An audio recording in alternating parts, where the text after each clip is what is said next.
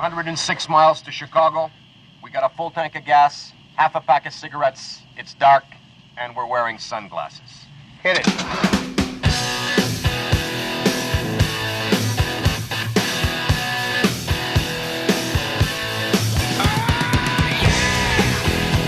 Hello everyone, this is the Movie Swap Podcast. I am Rowan J. Coleman and with me is... James. And... Callum. And so the Movie Swap Podcast is basically each host gives a movie for the others to watch.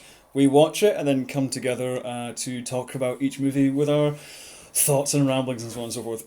In our inaugural episode, we thought we'd make it themed. We decided to go with best worst movies. The movies that are totally bad, but really enjoyable to watch, to have a laugh at. And our first suggestion came from James. James, tell us about your suggestion. Okay, so my suggestion was King Solomon's Mines. The greatest legend of all time. It is not a fantasy, Mr. Quatermain. About the greatest treasure known to man. Is about to be pursued by the boldest, most daring hero ever to seek the thrill of adventure. Richard Chamberlain is Alan Quatermain in King Solomon's Mines. Some quick background. This is produced by Canon Films, Yeah. which are an infamous schlock house from the 70s and 80s. They produced A lot of great many, stuff. many awful low-budget movies. They kickstarted Chuck Norris's career. They made, like, Charles Bronson's career for Yeah, kind of the Death back Wish. half of his life. Yeah. They also made Superman 4, The Quest for Peace, which is god-awful in the Masters of the Universe movie. Yeah. Yeah.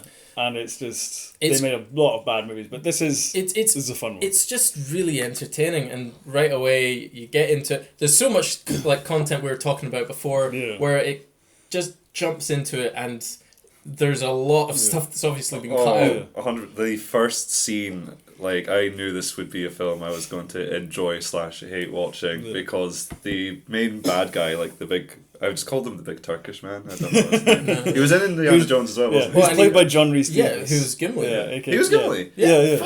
Yeah, why do you think we were making all the Lord of the Rings? Oh, I just thought you really liked Lord of the Rings. That makes so much more sense now. I think he's Welsh, but he's been cast in 2 adventure movies as like generic Middle Eastern man. And then a Scottish guy as well. Like, When is he a Scottish? well, man? Gimli's kind of Scottish. All dwarves are Scottish, usually. Is he Scottish? I don't know. I didn't pick I up feel- on Scottishisms in Lord of the Rings. Comment below okay, maybe. if you know what Not nationality. Gimli's goes accent with it, is. Defend me, Yeah, please. so it starts off pretty much just ripping off the market scene from Raiders of the Lost Ark. Yeah. Oh wait, just before that, there's the big Gimli. I'm just gonna call him Gimli. Gimli comes in and he's like threatening like one of the damsel in distress main character's dad about trying to find like King Solomon's Mines, and then his like associate who's working for his dad is like we're not going to do that for you. Come on, Professor! And then runs he has over to the door, he has the limpest little run, and no one else moves. It's just solely him. And then, but then someone's like, we thought of that. And then, he's like, we knew exactly what this one guy would do. And he, like, machetes this rope in a fucking... Yeah, it's like a pendulum full of spikes. Spikes comes down and impales him on the door. So you know right away what film you're getting into. You quickly... It's like a whirlpool of exposition and things, because... all the setup of like how the characters meet and what they're doing has been removed from the movie in advance. Yeah. So you have this little bit where the main bad guys are all in the same place and they kind of have a little chin wag with each other. And the 2 main baddies are like this World War I German general. Was it World who's- War One or World Yeah. War Yeah, Two? yeah. I know, couldn't- it's confusing because they Yeah. keep making the German guy say things like Reich and act like a Nazi, but it's Yeah. World War One. Right, okay, right, that makes more sense. Yeah.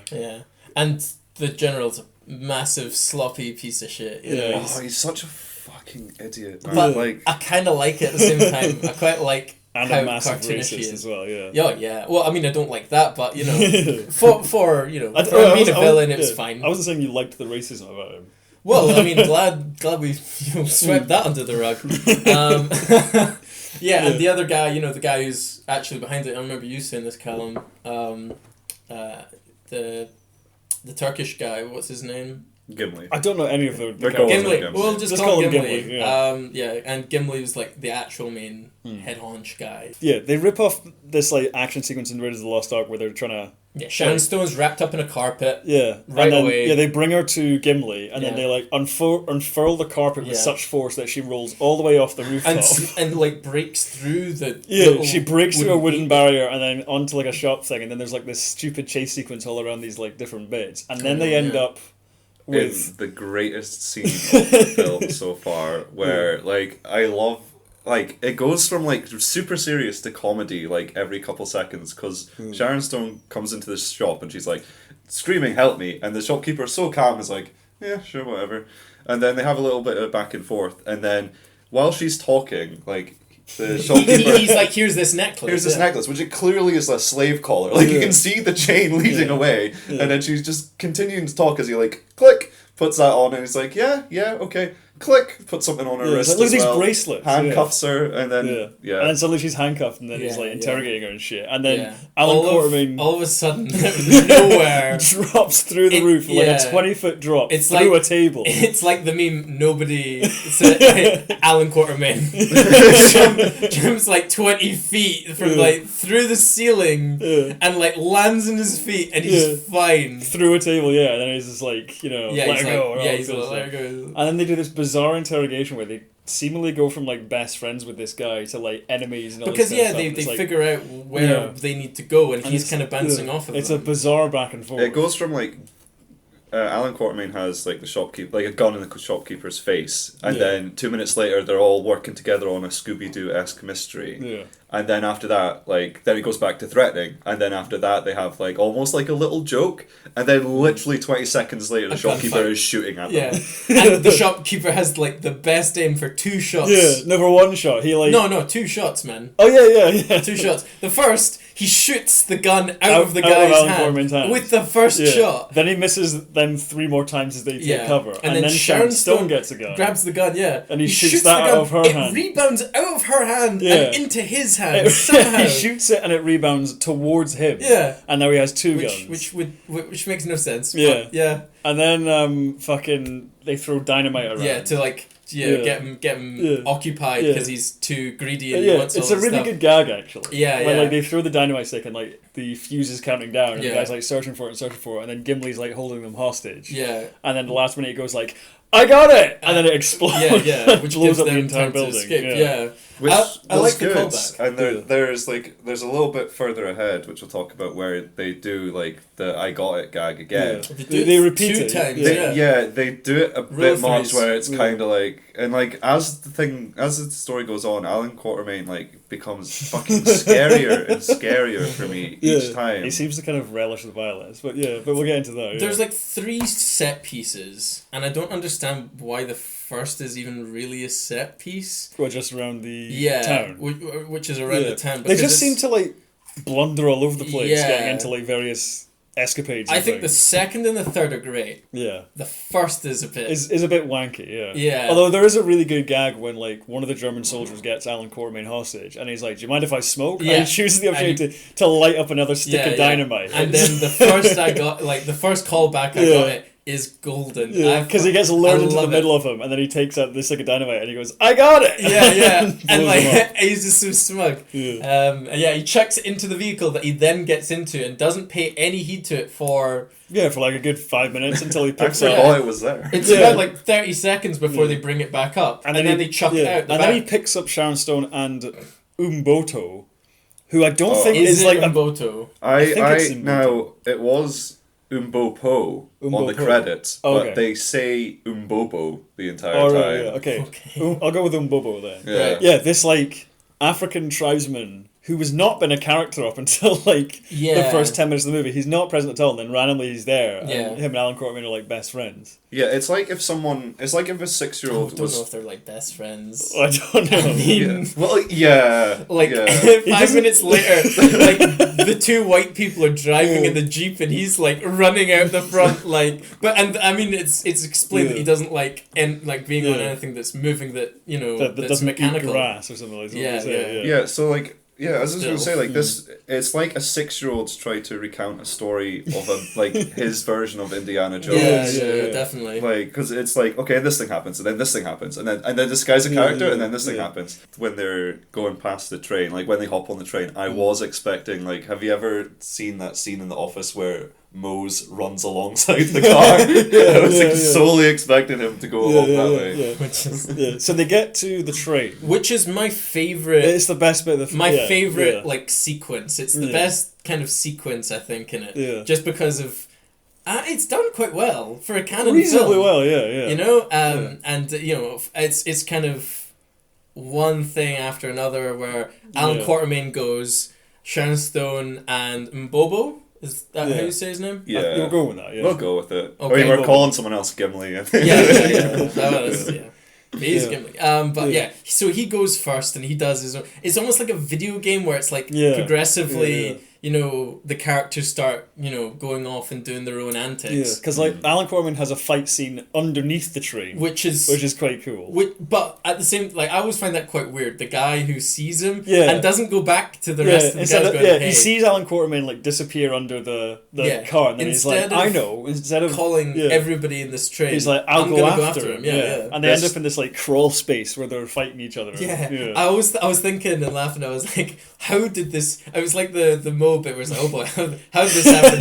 When they're like in this little crawl space, like fighting each other underneath the train, you know? And I'm just like, how did you get yourself into this position? Yeah, this is a train that was like a couple minutes ago was, no, we have to make it on time. This is a big, heavy military train. It's got like we're turrets and gonna run everything. through any vehicle. We're literally going to tracks. smash through. The train smashes through a car, like super high security. But then 2 minutes later, Alan Quatermain is like blowing a trumpet and doing a little jig to get past all the guards. Yeah, because first Sharon Stone jumps in and everyone's like, oh, attractive woman, and she just sort of like flirts her way through. Yeah. And then Alan Quatermain bursts through with a gun. With a gun drawn, and everyone points guns at him. Yeah, and there's around about 30 to 40 men in this one carriage. And then he's like, good reflexes, guys. Yeah, and he's like puts down their gun and he gets the trumpet. And he says all of this in English. Yeah, and they're all German. Yeah. And clearly he says it in an American accent. Yeah. And then he like sing-songs his way through that carriage and no one seems to bat an eye. One line of it, and then everyone else is like, and then he's able to play the trumpet somehow as well. He's got a history, man. He's got a big backstory. Alan Quatermain. I want to see the prequel of his trumpet skills. But and he just they pay no heed. They're like, all right. Yeah, they're like, fair enough. Yeah. Two complete strangers are on this train. I like it though. I really like that bit where he's just like great reflexes. It's just like because you don't expect it. Then eventually they get to like the big boss's car where there's Gimli and Dusseldorf, whatever his name the is, guy the who German general. hits the old man. with who's stick. torturing Sharon Stone's father. Yeah. But the only method of torture he can come up with is like a stick with hitting him moderately hard with a stick. Well, it's a stick with a whip. It's like a a very short whip. Yeah, it's like I think it's for horses or something like that. But he's like the guy is just like sitting in this chair and he's just like going, "Tell us what you know," and then like hitting him like across the bicep with this stick, not very hard. Yeah, and he keeps breaking the sticks and then like getting other ones and then hitting him again, and it's like it just keeps going and going and going. Yeah, and then Mbobo. Who's been just sat on a carriage this whole time. With his hands over his eyes. He then gets up and starts making his way. And then at this point, all the tribesmen, either side of the train, start attacking it. Who are they? Because these tribesmen, or like these African rebels that appear out of nowhere, and they've all got machine guns and guns and this things. was so shoehorned into the movie. Like it just felt like the whole way through this film, I felt like this guy was wanting to do everything that was Indiana Jones-esque, but like put it all in one film. Like it was such a massive without rhyme or reason. There's no talk about these tribal people till halfway through the film, and then at the end, it's like one of the biggest parts of the whole story. Well, it's because like every other tribe in the movie, you know, that we'll get to uses spears, and there's like a proper like isolated tribe. But then these guys come out of nowhere and they're like bandits because they're armed with guns. Yeah, but I don't know who they are. But they don't know never what a gun is. mentioned, 10 minutes later. Like, no, that's a different tribe, though. Yeah, there's loads of tribes. Well, yeah, yeah. The first tribe they don't like. Yeah, the Well, I first don't, know if tribe. it's a, I don't know if it's a tribe or if it's just bandits or something. I have no idea, But, but they've got like mortars and stuff as well. Because they show up and none of the main characters are like, oh yeah, those guys, or who are those guys? They just show up and like riddle the train with bullets. Yeah, and all of our main heroes are fine. Yeah, obviously. and they're like, but- okay, yeah, fine, you know. So they get off the train eventually. Yeah. They decouple the train, and then Umboto goes away somewhere. Yeah, Oh, no, he looks 'cause after the dad. Yeah, he gets the dad to safety. And then they end up at an airbase. Yeah, And they tussle with an airplane which for a while. is kind of like a rip-off of that bit in Indiana Jones. The Last Crusade. The Last but I don't Crusade. think it was out by then. Was it Last Crusade? Last Crusade is the one where they're in the airplane with his dad. But that's not... That wasn't out yet at that point. No, wasn't it the first Indiana Jones, though, where he has the fight with the Muscle Man? Oh, yeah, around the plane in the desert. Yeah. So it's kind of like that as well. There's a bit of that vaguely, taken out. But then, so like, after all this tussle, they get into the air, and Sharon Stone's driving the plane, he doesn't really know how to do it. And Alan Cormick's just hanging outside, and then like the greatest henchman ever. Yeah. Oh my the God, this honor-bound German man. Yeah, who's like in another biplane, like coming right at them. But he's got the jump on them because he can just fire at them. Both planes have machine guns. Yeah. Like both of them are armed. You understand why Sharon Stone's not firing though, because she's like, got her eyes closed. Yeah, because she's played like a complete idiot throughout the entire film. But then the German guy, instead of firing on them, says like, "Oh, so you like to play chicken too?" And you're like, who's this guy? Like, who's this guy? And he's like, "Oh, you're going to turn away." You know, it's like, let's see who has the nerve. You know? And he's like, you are not a chicken. Yeah, because it's like they don't turn away. You are not a coward. This kind of stuff. And it's like he just holds his own. He's like this strangely honourable German pilot henchman that has who dies a horrible fiery death as his plane because crashes. eventually has to be the one who swerves. Yeah. Because he swerves, and then they fly the plane over him, and Alan Cormick kicks him till he's unconscious. He kicks him like twice. Yeah. And then he's unconscious, and he just dive bombs into the earth and dies, and that's the end of the Honourable And it's like German. the best of the best, like German guys. Yeah, It's like he's just gone like that. I know, yeah. It's the most weird. It's the weirdest thing. And then they jump out of the plane. Yeah. And then they keep moving. And is this the cannibal tribe? This is when we get to the tribes bit. Yeah, where they just keep running into tribes. Yeah. One after the other and having little hijinks. The last note, because at a certain point I gave up doing notes in this film. At this point in the movie, I gave up Lots as of well. tribes, way more, was what I would put down. Yeah. And they just keep coming. So first is the cannibals. It's the cannibals first. The cannibals first. Okay, so yeah, in These this one... fucking cannibals. Now, this is the part of the movie which for some reason broke your brain. I- With the cannibals. They put them in a big pot. pot. Because they're just going to cook them. Yeah. They're just In going to like boil a them. stew. Yeah. Now, Yeah. I don't want people to get the wrong image of big pot, like, you know, like, oh, that's a big pot, you know, you're not going to fit that on the stove. This is the size of a house. This is probably the size of this room. Yeah. You could This fit pot. It's a big ass pot. easily 30 people in there, I believe. I don't know about 30. Why are people. you thinking about how many people you get in the pot? All we thinking need of to know is there's two practicality. people in the pot. It's just practicality. But like, so they've got a pot with fire underneath it and spices and things like that, and then they dump. This pot is Corm- boiling Yeah, they in the dumped them fucking both in. Zimbabwe heat, Yeah, as well as being on fire. Like, it is hot in there. It's a big fire underneath them. Yeah, yeah. And they're in it for 2 minutes. Yeah. They get thrown in them, and like, no, when it happened, I was like, They're dead. Yeah. I stopped. I was like, like they're dead. There's no way they can survive like this fucking boiling hot water. And if they do, then they're gonna be like scarred. Like I was expecting like something like to happen last minute before they went in, but then they went in. It's like a minute into this, like you hear Sharon Stone going, "Oh, it's getting a bit hot." Yeah. I know, you're like, yeah, maybe. And then they dive like so. They have the ingenious plan Of, of like, rocking the basically pot. doing what a diver would do, but just a lot shorter distance of basically like kicking to each side. But then they keep stopping, going, "Oh, it's working." It's like, no, you don't say it's working. You just keep going, like keep doing it.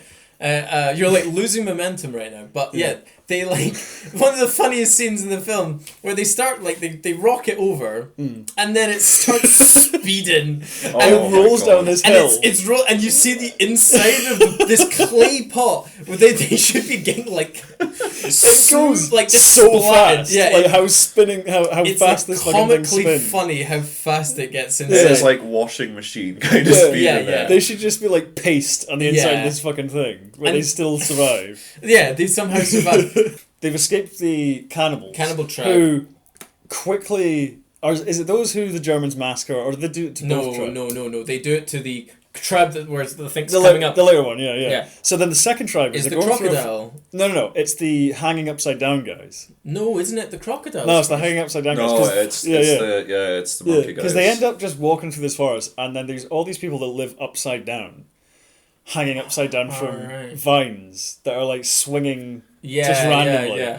And yeah, because And then they like dress them. It's Yeah. like a weird Disney there's a kind weird of. cut, and like suddenly Sharon Stone's hair is like Done they're dry completely, because yeah. they're in a pot of like boiling water and like herbs and all that kind of stuff, and then suddenly they're like dry. And She's Sharon got like Stone a flower dress on. She has a new dress, and like her hair's been done up and all that They've kind of stuff. And done Quartermain's- his shirt. Yeah, They've it's somehow like ironed his it. shirt. For some reason, I Yeah. don't know where they get it Yeah. from, but yeah. and they just start swinging about and like giving them gifts and Yeah. things. Take It's Snow very White, the scene in Snow White when the birds dress her, and just replace it with men swinging upside With down. upside down, And that is yeah. what we have there. It's the strangest thing. It's a weird one. It didn't Yeah. need to be in. Well, most of this film Most didn't of, need yeah, to be most in. of the tribes, like, well, a lot of the tribe stuff, like this part in particular, Yeah. it didn't really need to be there. And that, because then they're like, oh, these are one of the mythical tribes that guard the mines mines, of King Solomon kind yeah. of thing. But then they like give them a diamond like tiara. Yeah. It's like a massive diamond on the Yeah, front of it. yeah. And then they like let them pass through. And then And then they're immediately captured they're by another immediately tribe. captured, and now we get to the crocodile crocodile tribe, yeah. Yeah, where It's they basically- basically set up the same thing Yeah. that happens in the first In one. the, as with you a were cannibal saying. tribe, yeah. But they string them up, and they've got like this pit of Yeah, crocodiles. like from Live and Let Die. Yeah, and then they just slowly like lower him down, and before Quartermain gets eaten, Umbobo comes comes back, and he has this character moment where he's like, "I am actually, the he's leader like- of this tribe." Yeah, he's like, I am, the son of the king of this tribe or something like Shows that. a mark, which Shows like a probably tattoo. was in a A deleted scene or something like that, yeah. And he's like, I am your true ruler. And everyone's Yeah. like, yay! jump cut. And then immediately, like, Yeah. the Germans start attacking and, Yeah, like, jump cut blowing to like shit up. all the Germans Yeah. attacking and it's like the most one-sided battle I've ever yeah. seen. It's There's like a couple of bits where they throw spears at him and stuff. Yeah. And hold on. Later on in the movie, you come back there, and it seems fine. The Germans, I'm pretty sure the Germans killed everyone. I mean, And maybe it's they like- return to another tribe. Like Gimli comes in rocking this fucking machine Yeah. gun that just mows everybody He's down. got like a 50 caliber trench machine gun that, like, which you assume should be mounted on something. but he's just holding it in his hand and he's like gunning people Now, down. now I noticed that they weren't too picky on who they were having as extras during this scene Oh, yeah? because I spied. Now there's a scene where obviously the Germans are like bombarding the tribal people and then they kind of move in. But there's one or two scenes, I don't know if you guys noticed it, where the extras for the Germans are really out of shape old guys, Yeah. like in their Yeah. must be in their 50s at least, might- who it's- are leading the Yeah. German charge, Yeah. but they can barely keep balance while they're running and holding you. Well, it's probably like knowing Canon. It's probably like part of the crew. Yeah. That like it's probably like family members of the crew that like Menachem Goldum is like put a uniform on and like get in Yeah. front of the Get camera, them in there, because they yeah. just need extras. Because he's known for doing that stuff. Where in one of the movies that this producer made in Israel, because they're Menachem Goldum and Golden Globus were from Israel, and they were making movies there. And one scene apparently, like Menachem Goldum's wife turned up with their baby that had been born the night before, and they were like, your son has been born, kind of thing. And then he was like, brilliant, I need a baby for this scene. Oh And he my took God. his son and like put him on the back of like this like cart and like filmed the scene with his newborn son there. That's incredible. And like and his wife was like, what the fuck are you doing? Like this cart was like bouncing up and down, like going towards guys, like, yeah. And then his wife tried to like get in front of the camera to like save their kid from danger, and then he was like, no. No. And Holy like shit. fought his This wife is my away art. from the scene. Yeah, This sounds- until he got the shot. That's scary. The guy, yeah, That's scary. there's man. like all kinds of stories about the guys in Canon. There's a whole documentary called not quite called Electric Boogaloo: The Wild and Untold Story of Canon Films. It's excellent. If you can track it down, it's brilliant because there are so many stories about Canon films which are just like. Is that the sponsor for this episode? Oh yeah, we need to get a sponsor. Sure, why not? Okay, Yeah. okay. 2 episodes in. So the Germans come in and mask this place, but then Umbobo leads them to the mines. Yeah, because he knows Yeah. the right way. Yeah, Because yeah. you know he's like, oh, there's a bunch of booby traps, and I know the way. And this is where Mbobo is in his element Yeah, in the story. because now he suddenly has an arch nemesis in the form of this priest. yeah, woman you get this weird who's shown up out of old nowhere. woman who was the one who was gonna feed Quatermain to the crocodiles Yeah. for some weird reason. Yeah, this was the Yeah. second, or was it the third, like, fierce... You're going to have to cut this bit because that'll take too long. This was like the second or third time that they were kind of just like hung perilously on before being about to be thrown off into like either a boiling pot, and this time it was an alligator. I'm pretty sure there was another one again, and it just like, at this point I was like, can this film please fucking end? Like, it was just another thing and another thing and another, like, you don't I have find time it super to... charming. Yeah, it's I one of find the, it it's one of the super charming. screenplays which is built on and then. Yeah, Rather than a absolutely. therefore and because of it and then you know, and then they encounter this tribe and Yeah. then this tribe and then this thing. Yeah, of course. Yeah. But I don't know. There's something about it Yeah. where you're just like, yeah. Yeah. And it's just cheesy. Yeah, it's and like fun. it's not a long movie at all. And the pace it goes at is like Yeah. it doesn't waste time. It do- like there's yeah. there's padding in it, Yeah. but it's like they're always like, you know, Getting we'll have like one or two lines for character stuff, Yeah. but let's get to like the adventure bit, Yeah. you know, Yeah. the stuff that we can put in the trailers kind of thing. You know? There's I love this little rivalry that they put in there between Mbobo and the almost witch. Yeah, Like yeah. kind of what this Yeah, witch she of was this kind tribe. of vibes there. And just following up their storyline, Yeah. it essentially goes. So so they cross this like little marsh pit, and they get inside the mines, which is full of like lava and shit. Yeah, and like, they all have the- Sharon Stone. They capture Sharon Stone Again, and yeah. these two guys are like, we're gonna push her in if you guys come any closer. And they're like, wait, we can't get any closer Yeah, then. but then they're like, now! Now, and and then they teleport. They just teleport and then like rescue her. Yeah. And then, because she's Yeah. get captured and then they rescue her and then the Germans capture them like both again. Right? Do they? There's so many like double There's crosses so and many- capturings yeah, and there's things so like, much throughout this whole capturing. thing, you know. I don't think they do. I think that because they get trapped into the actual Yeah. mines place. When do they get captured inside?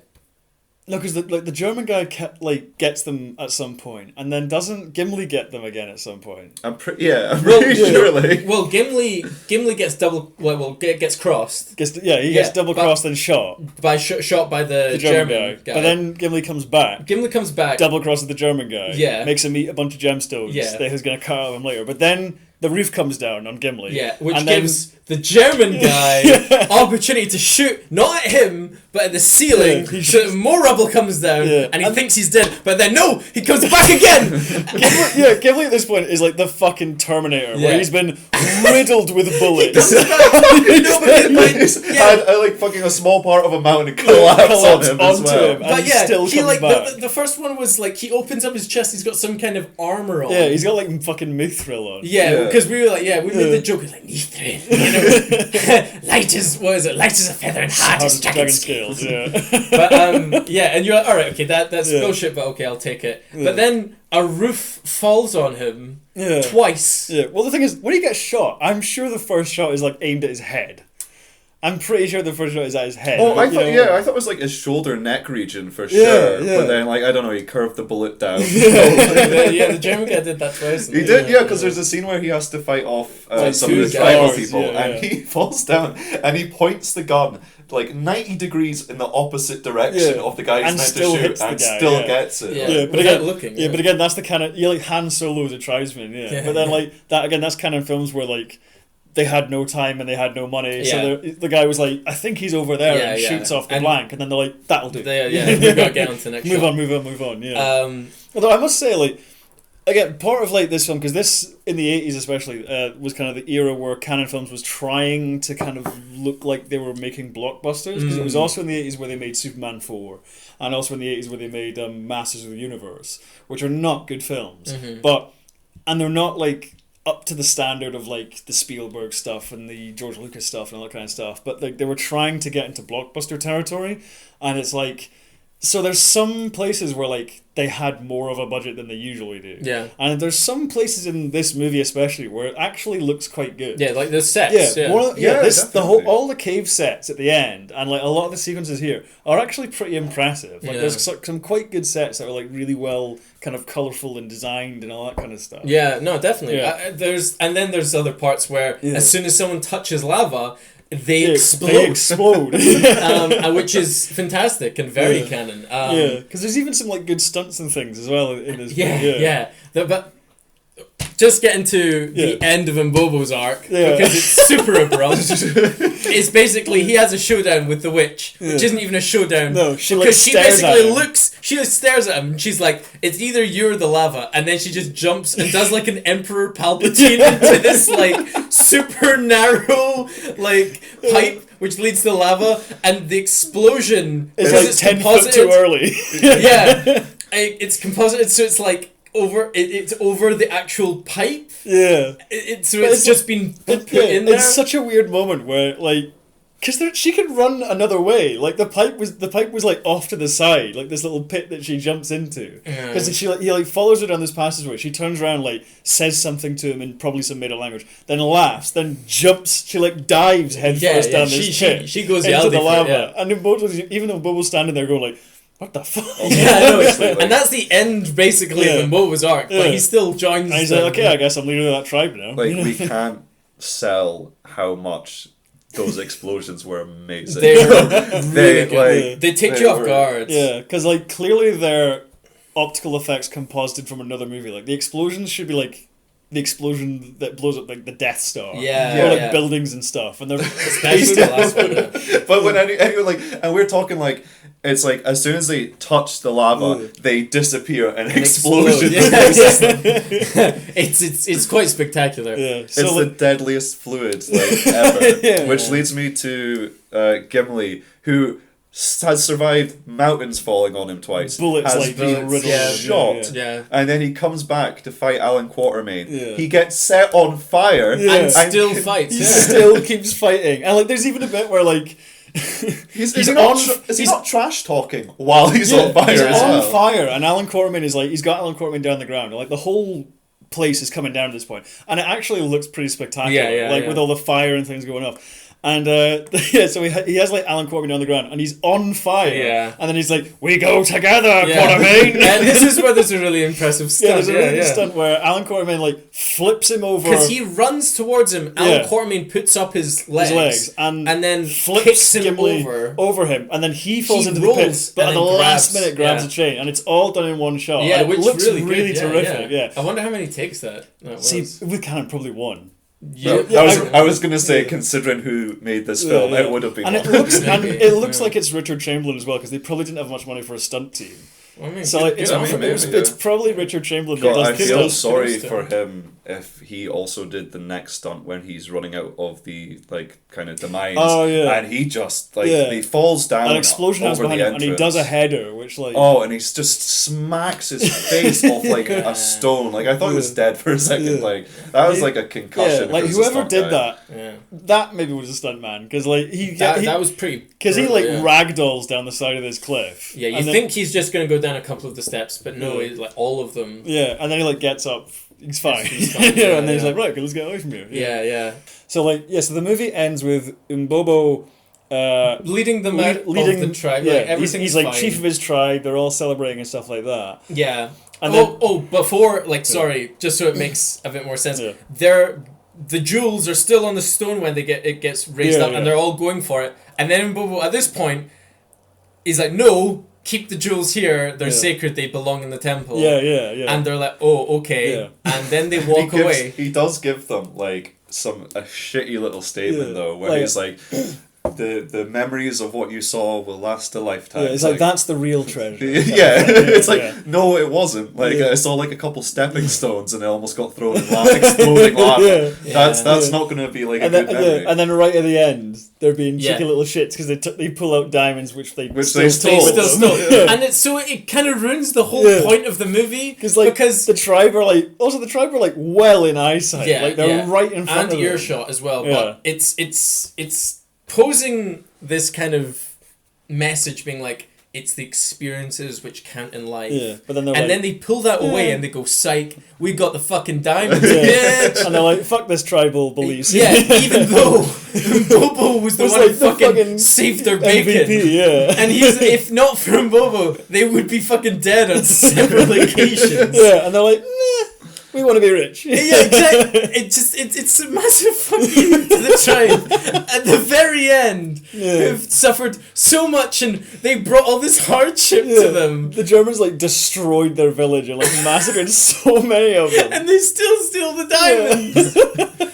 Yeah. And that's the end of like a big wink, and then like and that's the end of King Solomon's Mines. Oh man, so, like even though like it is a total rip off of Indiana Jones, even though like the screenplay is all over the place and it's full of padding and it has tons of like horrible sexist politics and racial undertones. There's racial undertones. Tons of like there is a lot to like. There is actually a lot of fun there because like Richard Chamberlain, I feel like, because he's done really good stuff. Like before this movie, he was like most known for a miniseries called Shogun, which is apparently really good. And he's done a bunch of like other stuff, and I feel like he had a chance to become like a big star, Richard Chamberlain did. And he's really good in this movie. I feel if he was just a bit younger. Yeah. Maybe less scary. Yeah, and not this movie. Not this movie, yeah. Because like by the 80s, it got to the point where like, if it was a Canon film, basically the entire movie industry was against it, kind of thing, where it's like, unless it was like a low budget Chuck Norris thing, which doesn't cost any money to make. Yeah. Sure. Like, I mean, all their movies like bombed, Like, I mean, my finishing thoughts were, it's kind of like Indiana Jones, except if Indiana Jones had no soul. Hold on. You're talking about soul, but I'm gonna drop a big one for you, Cam. Oh, the big leg is getting dropped on me. The music. Oh, the music is awesome. Right. I'll give you that. Yeah. Because it's composed by the late, great Jerry Goldsmith, who Star Trek fans will know is like the composer of half or most of the Star Trek movies. And he did the Next Generation theme tune and the Voyager theme tune, like, as well as like The Omen and Air Force One and like tons and tons of great movies. He's a fantastic Academy Award winning composer. And he does a great job and I think with this movie. Canon does that quite a lot, where they'll even if it's everything's a wee bit shoddy, as long as you put a bit of budget behind your music, once in a while makes it. Well, Canon did this thing where I can't remember what movie it was, but they were talking about this like epic they wanted to make, this like desert epic. I can't remember what it was called, but they, like one of the producers was like, we want an orchestra like from this movie, and then they're like, but that orchestra's like 100-piece orchestra, like it's gonna cost a lot of money. And then Menachem Golan was like, you idiot, get a 50-piece orchestra, get them to play the music twice. They just put it together. So like clearly, so it's like every now and again they're able to snag like a decent kind of person, or they get offcuts. Yeah, because they also made a movie called Runaway Train, which is based on a screenplay written by Akira Kurosawa. Really? Who's one of the most seminal filmmakers of like the past century. Like, how did they get hold of that? I don't know. And like, but apparently like that movie Runaway Train, like people said like if it wasn't released by Canon, it would be like a modern classic. Like it would be, a renowned adventure film. Someone could like remake that. Yeah. Like I've seen it on DVD and like Arrow releasing and all that kind of stuff. Like I want to watch it at some point because I've heard and like John Voight's in it and people like that, and like apparently like it's a really brilliant film, but because it was released by Canon, everyone just assumed it was going to be like complete schlop, maybe like complete rubbish for a future episode. Maybe, yeah, like undiscovered gems or something like that. Yeah, but King Solomon's Mines, it's like, despite its many flaws, like the sort of, because even though it was kind of made also with like a cynical intent of ripping off Indiana Jones, they were still sort of trying. They were still. I think there's heart there. You say there isn't, but I'm going to disagree and go that there is, because it's just it's got that vibe about it. Everything, the performances. It's got that kind of tongue in cheek. It's not just taking itself super seriously. It knows what it is, and it runs with it. Yeah. It really runs with it. You know, like there's just a load of really good moments. I think the second there's dynamite bit is like classic. Yeah, the third yeah. one too much. Yeah. But like He leans I think into it's those great. tendencies. Yeah. And But- just great Yeah. set And pieces. like Richard good Chamberlain ideas. is great. Sharon Stone is playing a complete idiot, but is also a lot of fun. Yeah, I mean Sharon Stone. Like I've not seen anything with her where I've hated her in it. Really, I mean, I can't think of anything, to be honest. No, because she was also in The Quick and the Dead. That was good. Directed by Sam Oh Raimi. my god, I love that film. Quick and by the the Dead, way. yeah. I didn't realize it was the same person. Yeah, with a wee baby-faced Leonardo DiCaprio in it as well. Yeah, dude. Oh man, Yeah. I need to watch that again. Yeah. That's a future episode. There. Yeah, The Quick and the Dead's good. Yeah. So King Solomon's Mines. It's a good time. It's a fun movie. Yeah. So the next movie was Callum's suggestion. Callum, why don't you tell us about Unfriended? What are you guys doing? Did you guys buy your tickets 2 weeks ago like I asked you? Which seats are better, balcony or orchestra? Hey, Mitch, who's your buddy? Who is that? I just tried to hang up on him. Can we get rid of this person? I don't know. Was this here the whole time? It's just probably a glitch. Well, the glitch just typed. Who is doing this? This is Laura's account. Who would hack into a dead girl's account? Maybe it's Laura. Unfriended is the best film ever. Gotta stop introducing things as the best thing ever. Yeah, no. So, fuck you. So the whole kind of story for Unfriended is basically a horror movie on Skype. Yeah. Which is incredible. It's right. So I mean, we start off with the kind of like a video of Laura Barnes. Yeah, there's a video doing of this. a strange suicide. Yeah, very strange way to kill yourself. Imagine like taking a selfie, except with a gun. Yeah, that's basically the opener to the film. So the film's she's like just on a basketball court, and then she like shoots herself with a gun at arm's length. It's a really weird way. Yeah, it is I don't know literally. who decided on that way, but Now, I think it was a very, poetic portrayal of how we're so obsessed with our phones that even use the gun like a phone. No one's ever done that hot take before. Well, that's what the show is all so about. we're like they're shooting that video, and the director's going, "Wait, how about she holds the gun like a phone?" And everyone went, "Oh my god, perfect! This is art." Yeah. Now it had. I found out Unfriended had a lot of actual had the stiffest competition when the film did well. It made a good profit, did it not? Blumhouse. It's a Blumhouse movie. But it had the unenviable task of releasing the same week as the all-time classic Paul Blart Mall Cop Part 2. Is it Part 2 or just 2? It's like chapters. I'm gonna say part. And now we continue on to the second chapter. Fun journey. That's the third one. The Paul Blart universe. Okay, has many parts to it. Yeah. So it starts off with our two main characters. Well, Blair, the girl, is the main character. Yeah, it's all from the perspective of her laptop. Yeah. I mean, what did you guys think about kind of the film only being through the laptop? You see, I feel like it's a good idea. I think it is a good concept, but I don't think it was executed very well here. Because it's sort of there's arbitrary points. Clearly, this isn't written by people that use laptops. Who use like Skype to socialize that well, or don't really know the nitty-gritty of how actual teenagers use social media things to socialize. This did come a lot. Now, when they first start messaging, Blair and her boyfriend Mitch, they're like doing sexy things. While they're messaging, you horror, see a lot of like 15 horror sexy things. So just like you just see like the edges of the edge of boobs, and he's got his top off.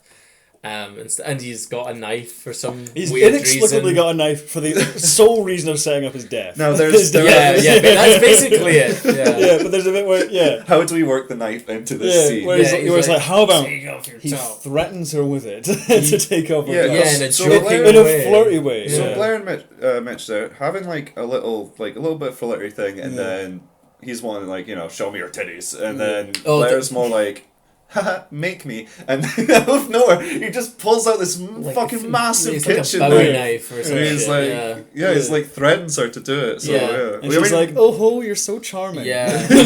Yeah. I'll be like, dude, what the fuck are you Yeah, doing? that was weird. the only But- thing better than foreplay is knife play. Yeah, they have. I'm sorry, it just kind of caused me to have a mild stroke.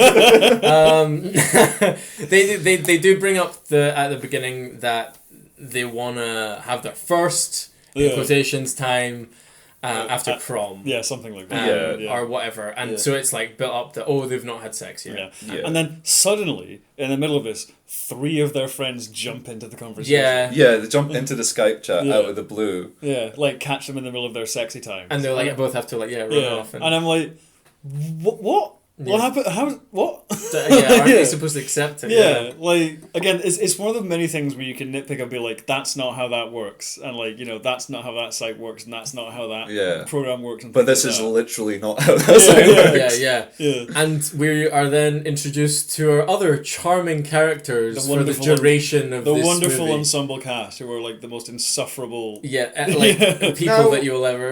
Moronic Right, so sycophants, we've got Adam, who's kind of like a maniac. Comes across as unstable. First bit of a sign of fuckboy trouble, he kind pulls out his gun and aims it at the laptop. Well, yeah, we'll get to that. So there's Adam. I'm just saying how it is.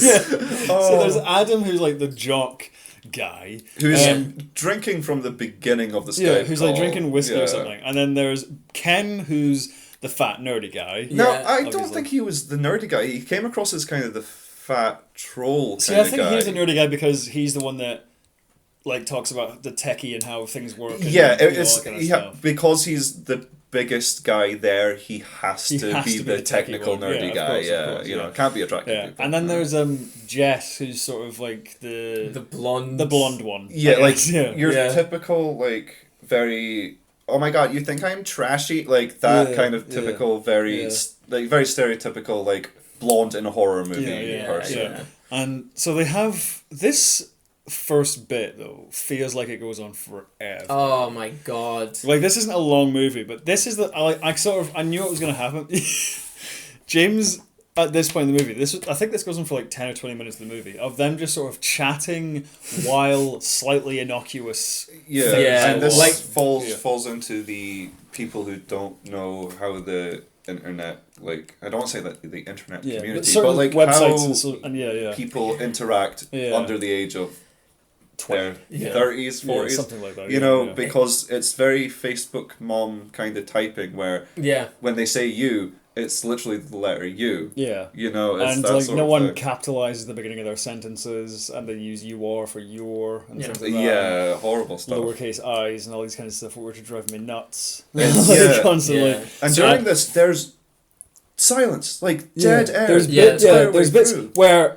Because Blair is chatting to her boyfriend in a different window for a lot of time. And every time she brings up the window... Every time goes to that chat, Skype inexplicably mutes itself, even though no one hit mute. And so you have just tons of data which is just typing. Yeah. And it gets really old. It gets real fast, yeah. And I just started drawing a penis instead of notes because that's how I felt during those segments. Yeah, it was like during like minute 15 of them just talking about innocuous crap. I looked over at James just drawing a cock in his notes. In the middle of all this malarkey where they're talking nonsense, which is really boring.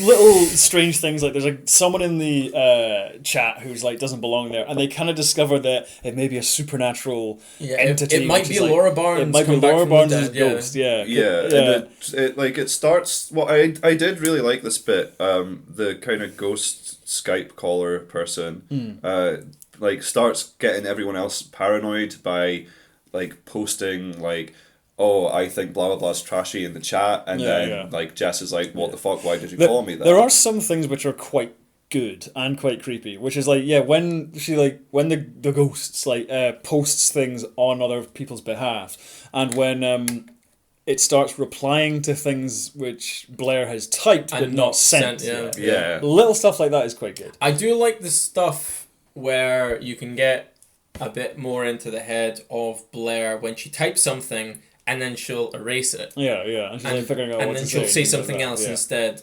I like that, but it doesn't compensate for. I wonder how much. I wonder how much dead air there is. Yeah. In if you put it all together. Yeah. It would maybe It seems like it's quite 10 a lot, minutes. Yeah, 10 minutes or around that. Yeah, so where it starts to get like ramp up when it stops being boring, which takes quite a while. It takes a while. But once Val, it gets into it, is when this we girl should introduce Val. Yeah, this girl Val she comes in in who's like some other friend that nobody likes. People don't really like. Yeah.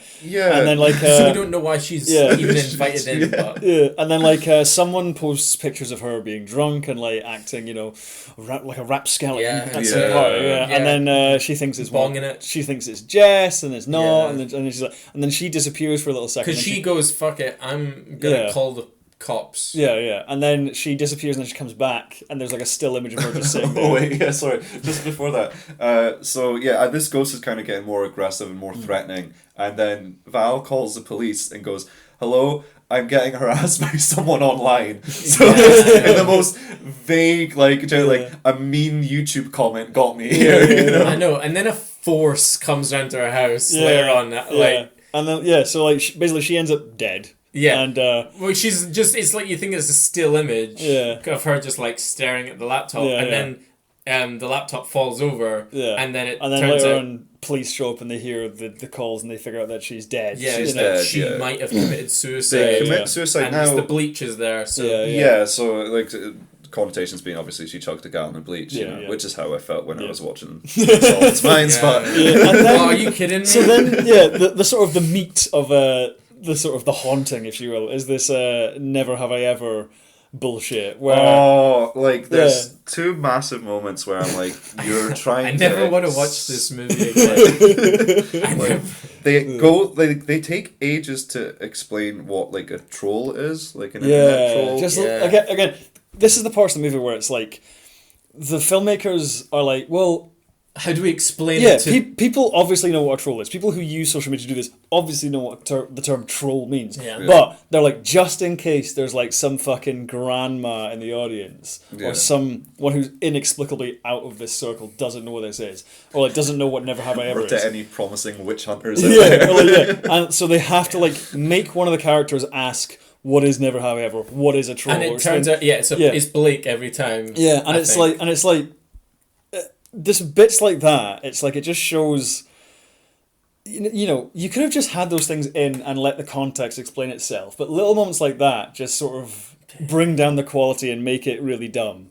Where it's like it dumbs down the concept and it dumbs down the thing, and it's the point where people are like searching their house by holding their laptops as torches. I think it's Adam almost goes outside of the house. Oh, he does, doesn't he? I think it's at his doorway. I think it's the lighting made it look like it was a street lamp, but he's literally carrying his laptop in front of him as he's panicking around the house. Yeah, and he's like threatening the ghost. And at the beginning where it's like Blair is flirting with her boyfriend, and there's a bit where she like lies on the bed and she's like got the camera above her, but then you're like, she's holding a whole laptop she must be over her face. It's like the ghost doesn't have to do any murder. Like she just has to slip, and that thing's gonna smash her face in. Like. So like just little things like that just show like the filmmakers don't really. It's just sort of what they've heard and sort of by context and things like that. But it's when like the kills start happening are the best bits. After Val's dead. Then the next one is Ken, because he tries to do some technical jiggery pokery. Yeah, Ken gets now just before this the ghost shows like threatens Blair with memes. Like I've got it in my notes. Really shit tier memes where it's like a picture. Now Blair, big controversy has been cheating on Mitch with Adam. My God. So, but what was the first one again?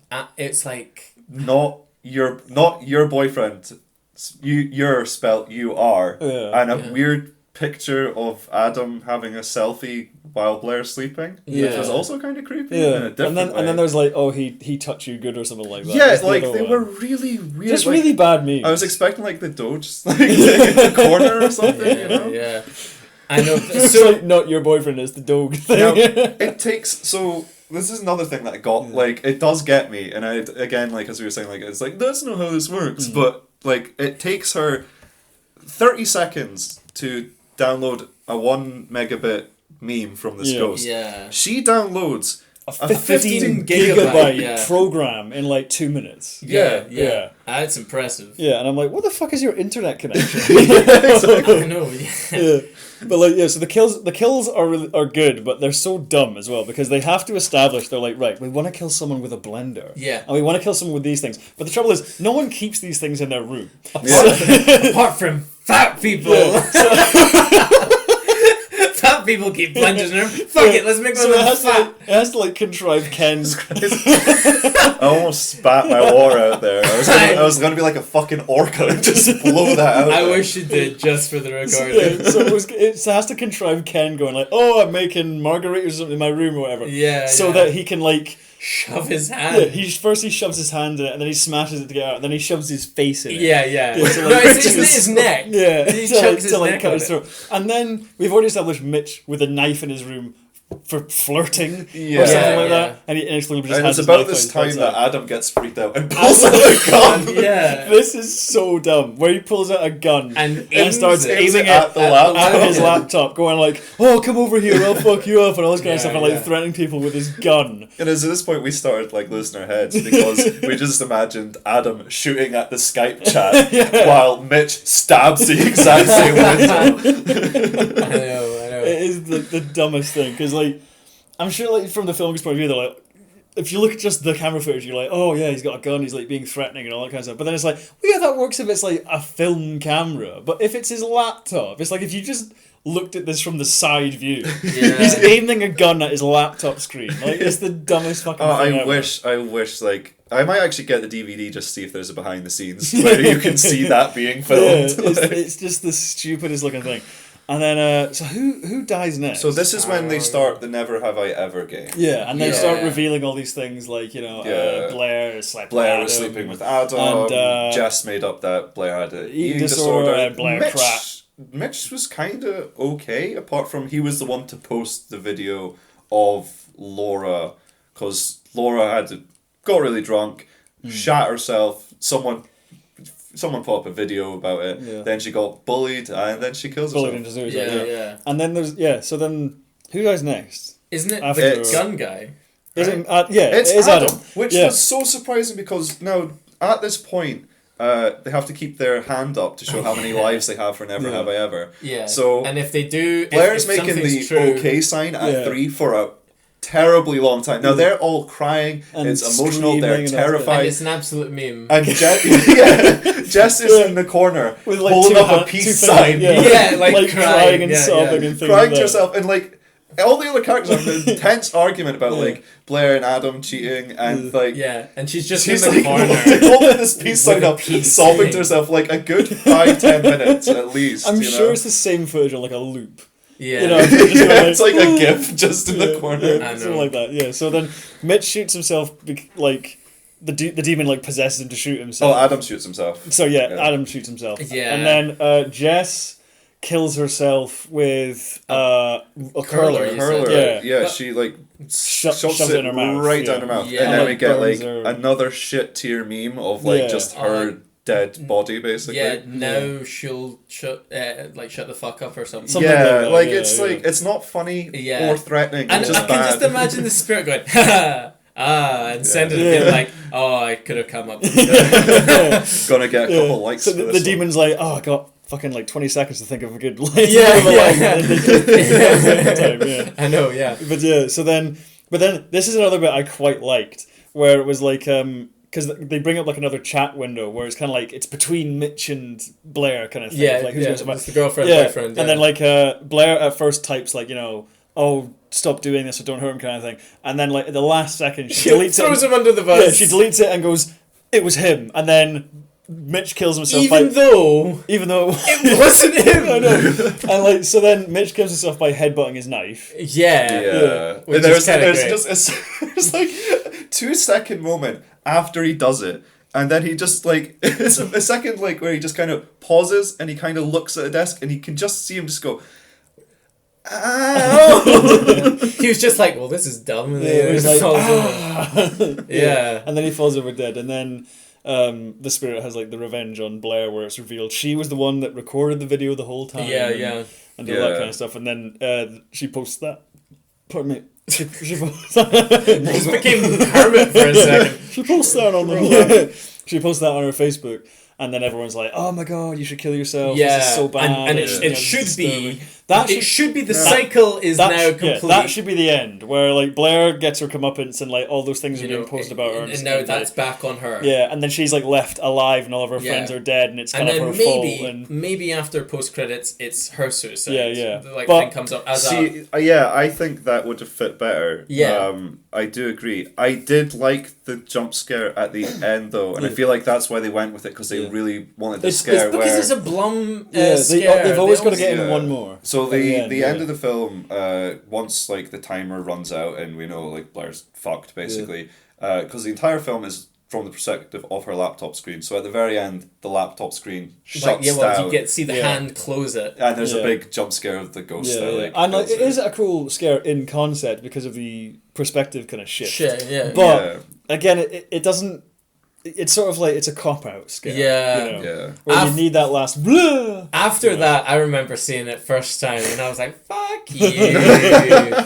It's like Sinister has it as well. Yeah, it's a lot, and Sinister is really good as well. And Sinister's really good and it did not need it. Yeah, they do it in a lot of movies, but Unfriended, like overall, like it is. I think it is an interesting concept, and other movies do it really well. Like I think there's a movie called Searching. With John Cho in it, who was in the Star Trek movies as Sulu, and I've heard it is brilliant. It's basically like his daughter's gone missing, and he's trying to figure out, evidence and all that kind of stuff. And apparently, like the way that concept of like a screen captured kind of movie is used is like a lot better and is like really, really well done. And there's like devastating emotional twists and turns and all that kind of stuff. So I've heard the concept has been done really well here. Yeah. Here, I think it was like a good idea initially, but it was quite sloppy in a lot of places, and they sort of missed a trick or two that they could have made it more interesting. There's a couple of good bits, but they could have made it more interesting. I really like the kind of the paranoia that's sown between them, because this like it's using the ghost using different accounts to like send messages and post stuff online. I thought that was really good. The rest is just a big meme, and it's like the bits that are meant to be scary are fucking hilarious. They are so funny, great. Because like overall, as like a so bad it's good movie, like I do prefer King Solomon's Mines. Like I can rewatch King Solomon's Mines. This one, while I enjoyed it here, it is quite boring to start with. But once it gets kicked into gear, it is quite funny and it is really entertaining in that sort of second half. But I don't really have a desire to watch it again. The first time I saw it, I at least had an expectation that something scary was going to happen, and that was what was fueling me through the first time I watched it. Now watching it again, I now know that there's nothing scary. I think it's one of the most boring horror movies I've ever seen. And that's not an understatement. I genuinely... when I suggested this, I hadn't seen it in so long, so I was pretty hype about it. But like I have wrote in like capital letters, so quiet and boring. I've got there's a lot of dead air. I'm bored, nothing is happening in mine. And it's also because like the characters themselves are like so unlikable. Like they're really not nice people, and like that's the horror movie trope though, isn't it? But it's not an excuse. Totally. It's a trope, but it's a bad trope. Like there's so many like good horror movies which have like really great characters in them. But Unfriended, I was like, it picked up in the second half and I did have fun with it, but first half is really boring. Unfriended, I wouldn't watch it again. No, I wouldn't watch it again. I didn't really like it. I liked the concept, and I think it kind of zapped my energy for out of all the films that we saw until the next movie. They answered a distress call. Where the hell is everybody? Now, in the water. I got a really bad feeling about this. The ship's infested. Let's get the hell out of here!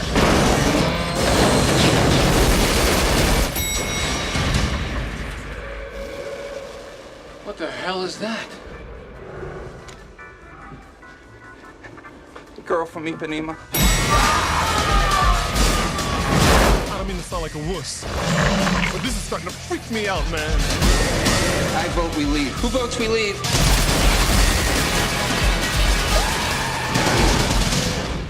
Film number 3 was my recommendation. It is the 1998 Stephen Sommers cult classic Deep Rising. So Deep Rising, Stephen Sommers, if you don't know, is the director of the 2 Brendan Fraser Mummy movies and the Hugh Jackman Van Helsing movie, yeah.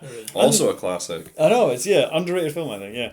But basically, this is such a strange, hodgepodge of a film, and it totally works for some reason. Yeah, I went into this thinking, this sounds garbage, will be garbage, but came out really enjoying it. I don't know if I have a nostalgia for those kind of late 90s kind of films, but this was actually really good. Basically what it is, it starts off with this captain, I can't remember what he's called, Finnegan I think his name, and he's got this strange I can't remember what it was. It was is it a fishing ship or basically he's a guy. I think it's a trading. Something like that. He's a guy who gets hired by people to take them somewhere to do things on the ocean. You know? And he doesn't ask. And he's played by Treat Williams, who's awesome, and his crew is made of the engineer. Can't remember his name, but he's Benny from the Mummy movies. Yeah. And I also can't remember her name, but another woman who's what's her job?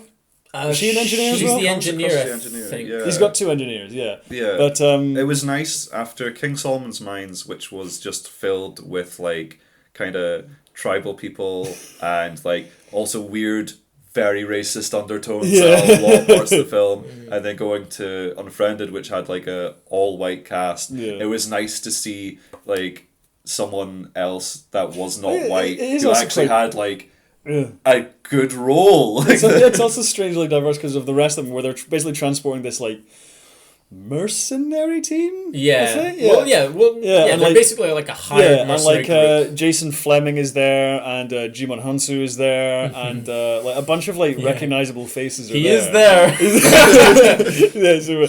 And they're taking them somewhere in the ocean, and they're like, "What's this for? What are we going?" And they're like, "Oh, you'll find out." We don't know. Yeah. Benny from the Mummy finds the missiles. Yeah, he finds a torpedo in one of the crates, and they're like, "What the fuck's going on?" So the mercenaries are doing some dodgy stuff. And basically, you find out is that it cuts to this luxury cruise ship called the Argonautica. The Argonautica, which takes you a couple of tries to understand what the name is. Yeah.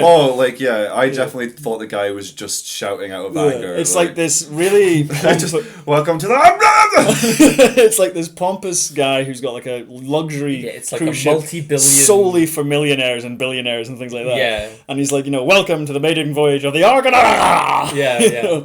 And so basically you sort of put 2 and 2 together that the mercenary team are going onto this cruise ship to rob it. Yeah. Famke Janssen from the X-Men movies and GoldenEye is also there as a sort of femme fatale thief of her own. Yeah. And but unfortunately, something goes wrong on the cruise ship. Yeah, something rising. There's a from the deep, exactly. Yeah. And basically, there's hints of a kind of a monster, kind of about. Yeah, but you don't see anything. You jump basically back. Yeah, back to Treat Williams and his crew. Yeah. Well, I suppose you see one woman get sucked through a toilet. Sucked through a toilet. Yeah, but that's all you see. Now just before that, the ship rocks really violently, and a lot of people a lot of people die. They fall over the big balconies. It's murder everywhere, and then. A lot of people will be like, "Oh my god," in shock, maybe, or but it's instant confused. Panic. Yeah, instant panic. People are trampling over everyone. There's a woman that gets her face collides with the floor. Grabs her, throws her back to the ground. It's no. It's a bad time for her.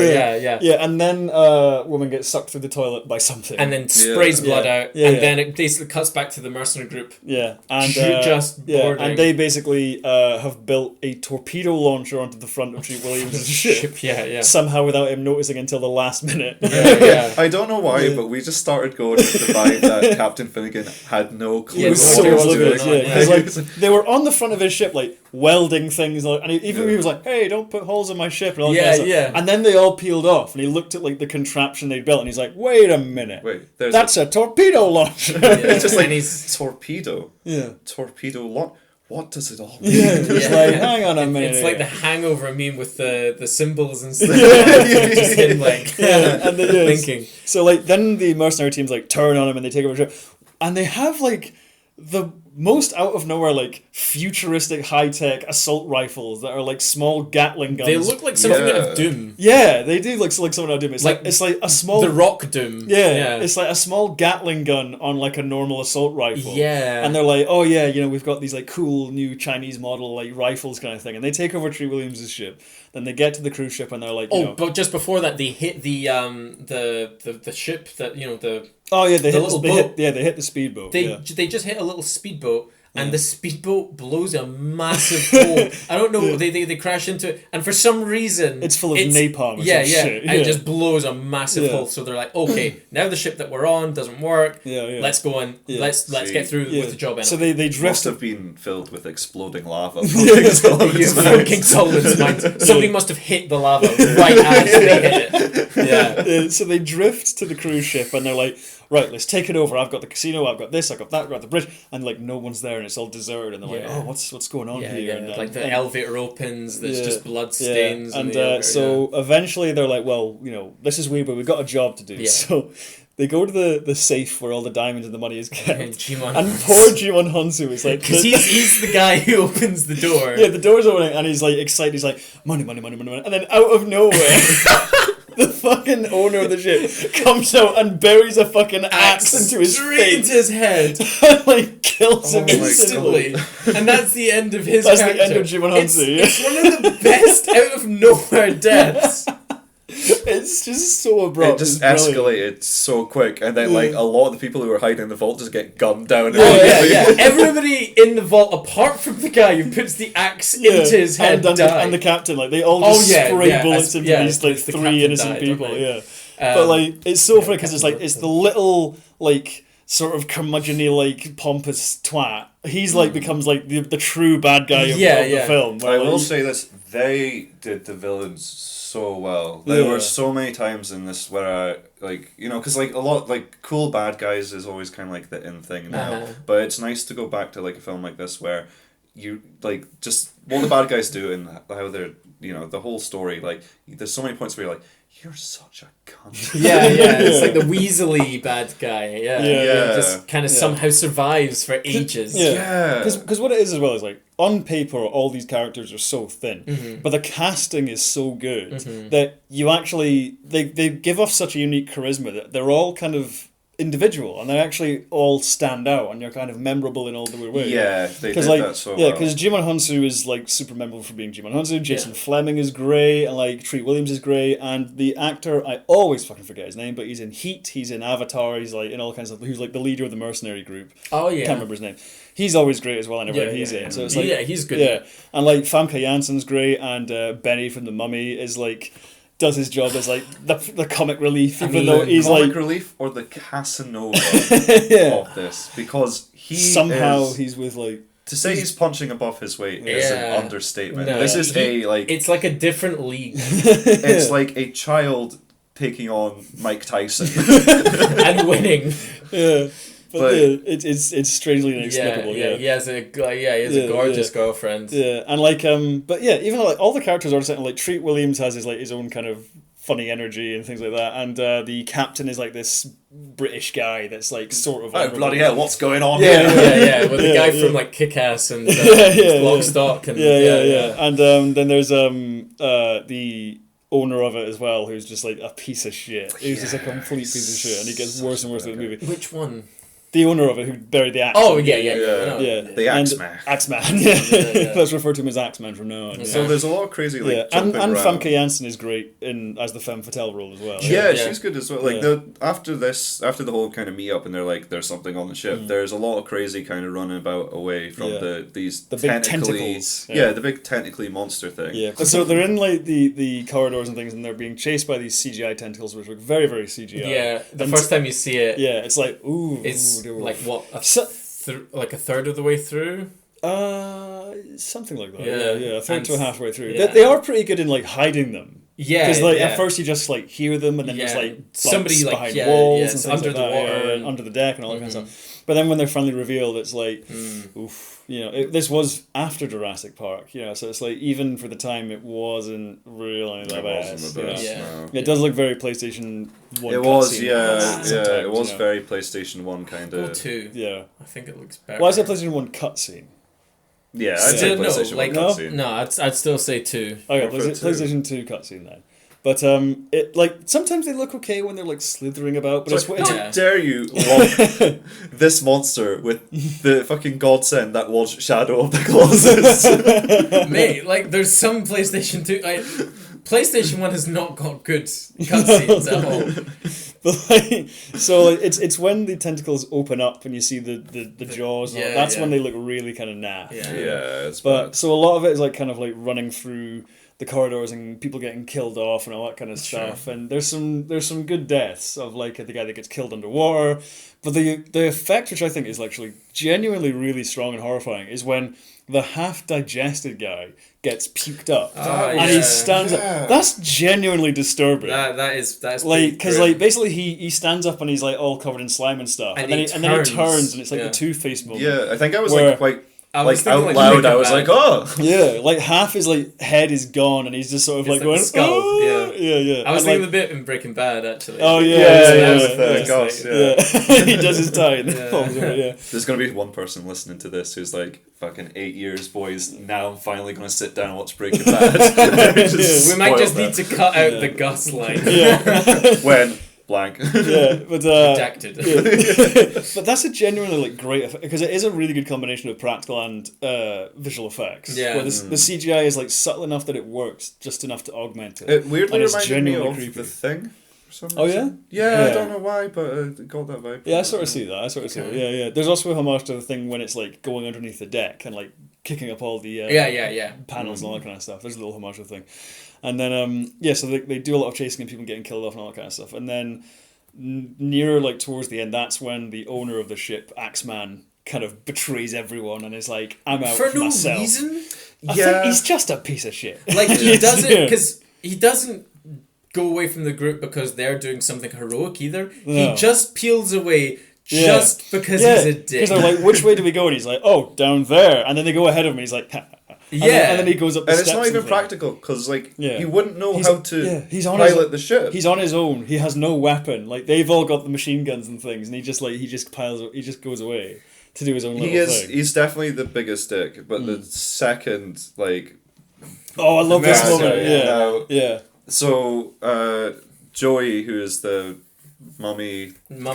Say Benny from the Mummy. Yeah, so Benny from the Mummy. Yeah. The money? Money! Benny from the Mummy. Like, and the Merc guy, the leader of the Mercs. They're running away from one of the multiple tentacles, and Benny goes, oh, like, how are we going to get it stopped? And the Merc's like, we need to feed it something, and then shoots Benny in the leg. And I was like, oh, well, Benny's dead. This guy's a total dick. Yeah. For then you find out Benny actually survives. Benny, like, launches himself through a vent and somehow survives.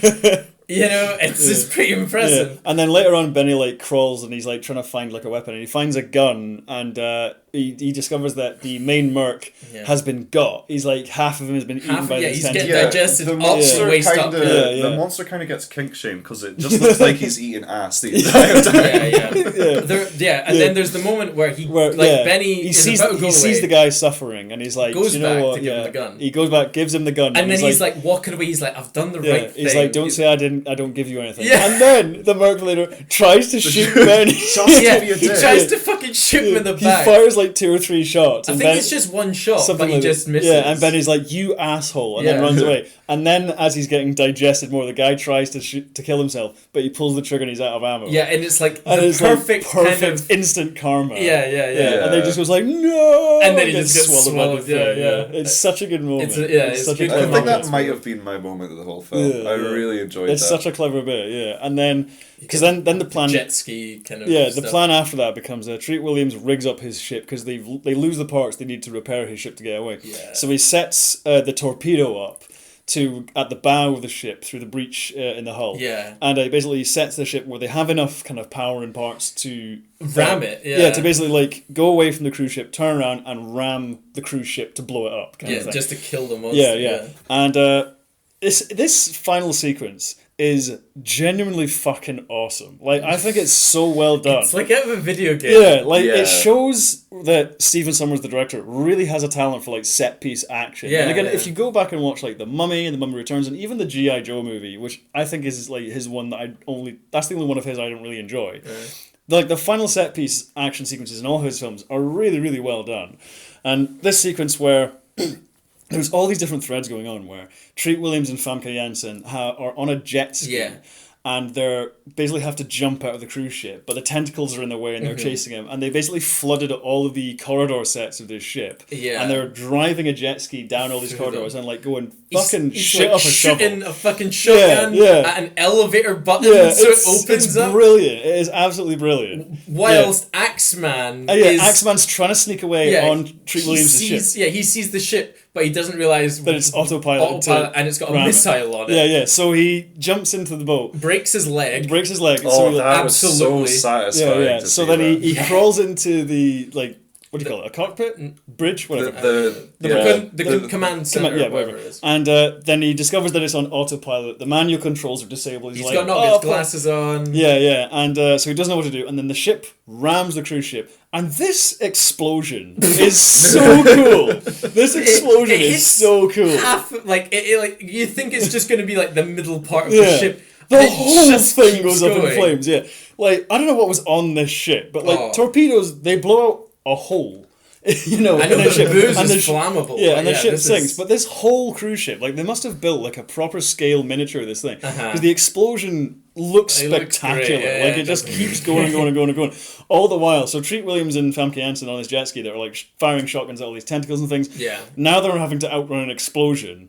And they do this fucking brilliant jump where they jump out of a little sort of a cargo like door kind of thing as the explosion's catching them and the entire cruise ship blows up. And it looks spectacular. It is absolutely fantastic. It's a good set piece. Yeah. Oh, at this point as well, they think that Benny's died because they go back to the ship to pilot they find like his hat and just I do have so on the original ship that they came on,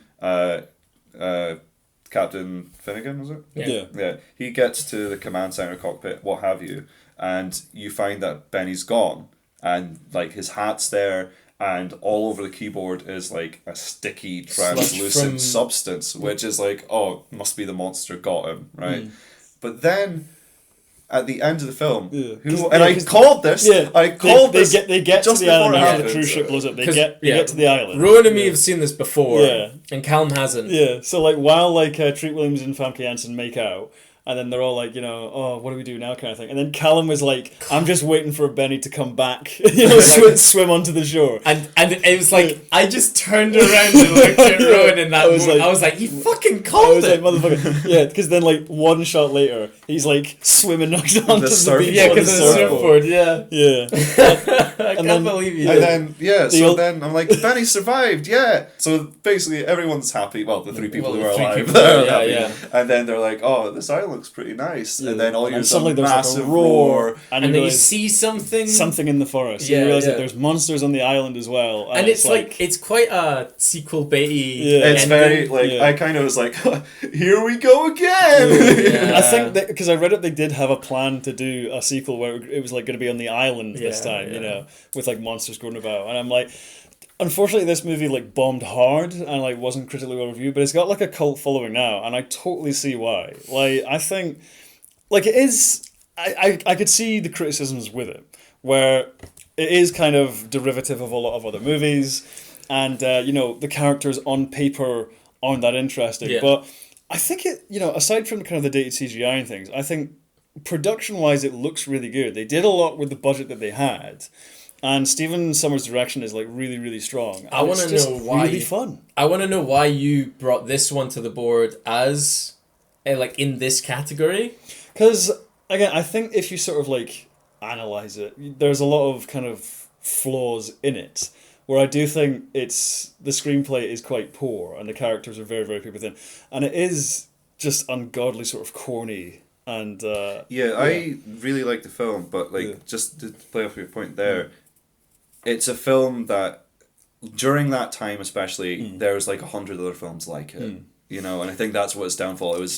It wasn't different enough everything else that was coming out at the time. And I feel see like it more as cheesy. Yeah, see, I feel like its sense of humor maybe. No, people don't get its sense of humor all the time, and it's kind of difficult to judge whether it's like inadvertently become fun or if it was meant to be that tone. Yeah. You know what I mean? That's our production assistant in the corner there. Yeah. Where like was Stephen Sommers going for that tone to make it that cheesy and that funny, or did it just end up being that way? I don't know. Because like clearly the funny character is Benny from The Mummy. Yeah. But there's a lot of other moments which we laughed at, which I don't know if they were intentionally made that way. It had kind of like Unfriended, where it's like, was it meant to be a joke? Oh, it definitely was not meant to be like that. Unfriended. That's a bit more clear cut for me. Because like the bit when the Axeman fucking plants a hatchet in Jimon Honsu's head. I genuinely don't think that. I think that's meant to be a jump scare or something. Something like that, but it's so funny. But it is so funny, yeah. it's the last thing you think's gonna happen. Yeah. So I think, like, for those reasons, and there's strange, inexplicable things, like, these mercenaries aren't just, like, generic mercenaries, but they look like an action figure line. You know, where they've got, like, their own personalities and their own, like, looks and, like, body armor and things like that, and their own, like, high-tech machine guns and stuff like that, and, like, it's a very strange kind of group of people to have turn up in this like sea-based horror movie in a funny way. You know, I was saying it kind of feels a bit like Die Hard, but then it was kind of hijacked by a big octopus creature that then kind of took over the premise. Yeah, but like I think it is a lot of fun. Like there's some stuff which is highly derivative of other movies and so on and so forth, but it's a really good time to watch. It's a really entertaining movie. Yeah, it was easily the best film out of the 3 that we watched. Yeah.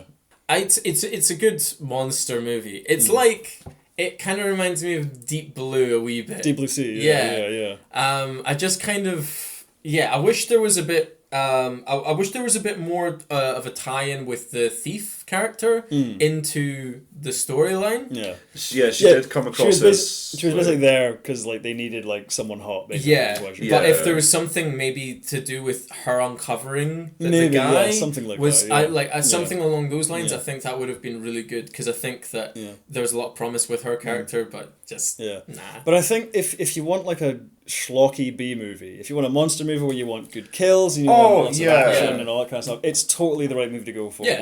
Awesome. Well, I think that does it there. That's King Solomon's Mines, Unfriended, Rising. Good bad Thank you very much, gentlemen, for bringing these stuck around to the table, and thanks for everyone. I mean, I apologise for Unfriended, but you punished me with King Solomon's Mines. If you've stuck around this long, thank you for listening. You can find me on my regular YouTube channel. It's just my name. I do videos on Star Trek and sci-fi things and all that malarkey. James, where can we find you? Yeah, you'll find me on Instagram, Kryptonian Cape, exactly how it sounds. I post a picture every time we do one of these, and you'll scroll through and you'll see who was on the podcast. Yeah. Document my slow descent into madness. You'll slowly see Callum's hair. Can we find you anywhere, Callum? In your dreams. No, I am completely off the grid still. I've thought about maybe getting a Twitter, so if I do, next time we do one of these, I'll tell you guys, and follow me. I need this, guys. Please help. Fair enough. You can also find Callum on other videos of this channel. Yeah. Okay, so for now, thank you for listening. Have a good one, and as always, live long and prosper.